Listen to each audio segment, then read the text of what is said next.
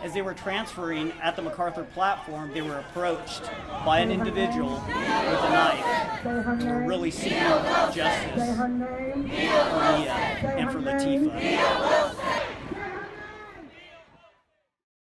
This work feels very important to me, and it did when Jens first told me about it. When I first got the initial email about the project, I was already rather familiar with the subject matter, and my initial thoughts were as follows. I thought about how I would like to be remembered if this were something that had happened to me. I thought about similar projects that I've seen in the space of Black composers responding to current events of a similar nature. And I thought the last thing I wanted to make was something resembling at all trauma porn or something that felt overly exploitative in some way. So really the initial conception was to depict a life and a legacy and this amazing person in all of her complexity and beauty.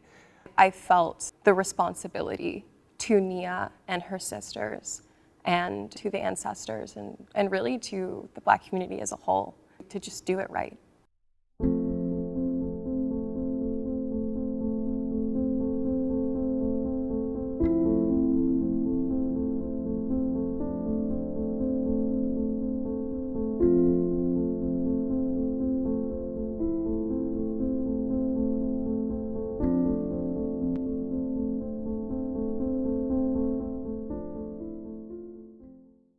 It was quite difficult to craft this text. I think in some ways this was some of the most difficult writing I've ever done, and that was long before the musical component was even added. Yasmina and I really toiled very hard to make sure that we felt that we included as much detail about her as possible and to really include as many angles about the event as really we felt appropriate. And I'm happy to say that I feel we did make good on our promise to ourselves to do that. When my twin brother Jens originally approached me to help write the libretto with him, I was actually a little bit daunted, admittedly, just with the subject matter and with something so close to home. Yeah, it was not without significant effort and introspection and also just patience with ourselves as we worked through something that was very close to home, probably closer to home than anything else I've worked on. So that was the main difficulty, I think, was really adequately addressing the complexity of the issue of this life and subsequent death, and also what that meant to us and working through our own feelings of this experience, given that we both are Black in America, and what it means to be Black in America is to have, in some ways, a target on you at all times. Because I also was so familiar with the story, I was also really excited for the opportunity to really depict a life and to not really focus on the worst thing that happened to her, because she is so much more than that and deserves that.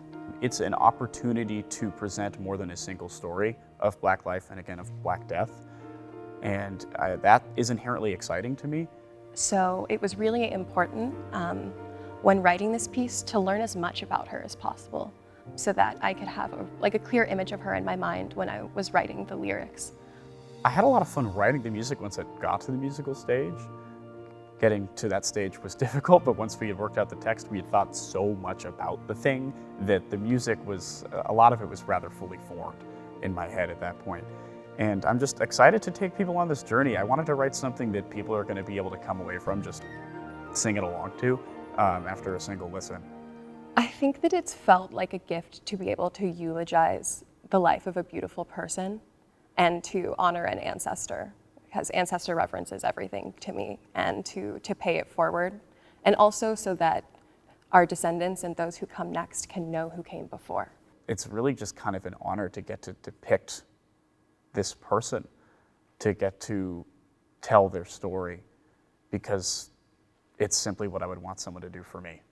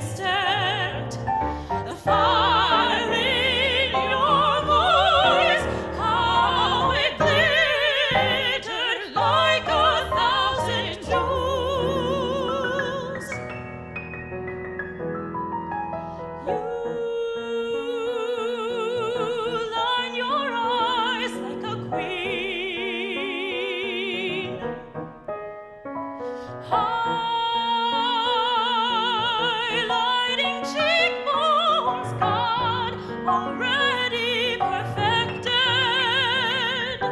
Fixing your crown, fixing your crown, fixing your crown, fixing your crown, fixing your crown, fixing your crown, fixing your crown, fixing your crown, fixing your crown, fixing your crown. To keep yourself protected and step on into the world. Lazy Sundays for selling by late merit. Holding court as you're composing verses. Cats are hanging staring cause they couldn't bear it. You know those odds can never make you flinch. Pretty girls don't suffer no fools. We make them wait, don't follow no rules. One look at you, I knew your heart in an instant. The fire in your eyes glittered like 1,000 jewels.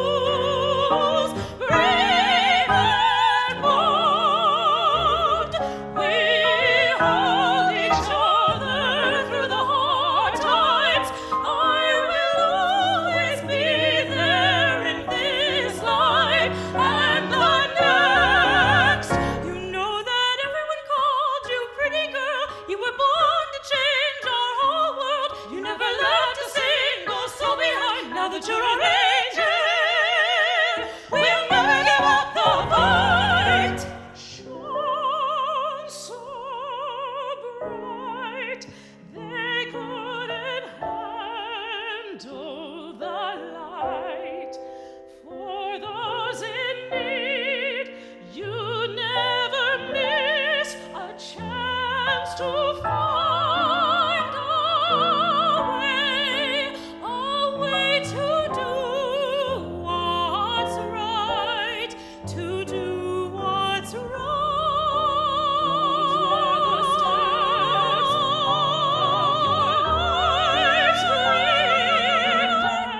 To do what's right. Those were the steps of your lives we did. Pretty girls, don't suffer no fools. We make them wait, don't follow no rules. It's up to us to keep our sisters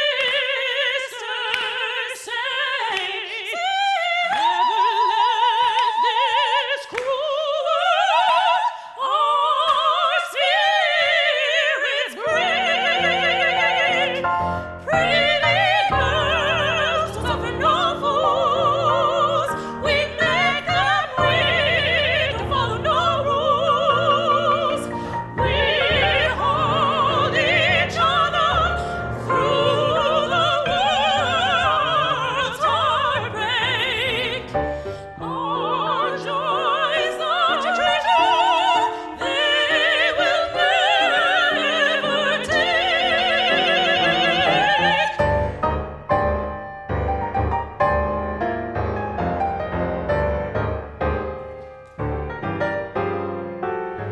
There is power in speaking a name, the eternal life it grants. Our people a priceless treasure, diamonds of the motherland. Those who are reparations will be left grasping at sand.